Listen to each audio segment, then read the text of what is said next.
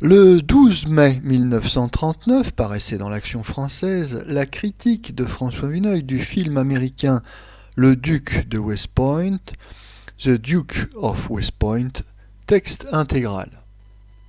On rappelle que West Point, surtout connu chez nous par ses défilés photogéniques et ses uniformes à la mode de 1810, est la grande école militaire des États-Unis.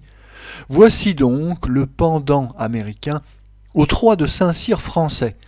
Le film, qui est de série, joué par des débutants, sur un scénario décousu, n'offre pas d'autre intérêt que documentaire. Hormis 1 ou 2 défilés, nous ne voyons les futurs officiers porter le fusil qu'en une seule occasion, lorsqu'ils sont punis. Nous ne les voyons du reste pas davantage avec un livre ou un cahier. Par contre, le sport occupe leurs jours entiers et les rêves de leur nuit. Dès la première revue, ce qui inquiète leurs instructeurs, c'est leur poids, le tour de leurs pectoraux, leur connaissance en boxe et en baseball. Les 2 grandes affaires de la promotion que nous sommes invités à suivre sont une rencontre de rugby et une autre de hockey sur glace avec l'armée canadienne. L'une et l'autre d'ailleurs parfaitement barbares et que l'on s'étonne de ne voir illustrées que par des mâchoires et des tibias fracassés. L'éducation technique des futurs défenseurs de la bannière étoilée nous apparaît strictement limitée à l'art de plaquer sur le terrain, avec toute la brutalité possible, un porteur de ballon.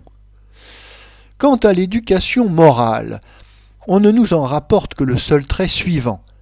Un des élèves, qui a fait le mur pour expédier de l'argent à la mère d'un de ses camarades sur le point de se démettre pour impécuniosité, on notera l'analogie avec 3 de Saint-Cyr, refuse de reconnaître son escapade devant le caporal de semaine. Pour ce mensonge, ses copains le traduisent devant une espèce de conseil de discipline, déclarent qu'il a forfait à l'honneur et lui inflige une quarantaine à perpétuité. Il la subit stoïquement jusqu'à ce qu'on découvre sa générosité. Les Américains ont prouvé maintes fois sous le feu leur vaillance.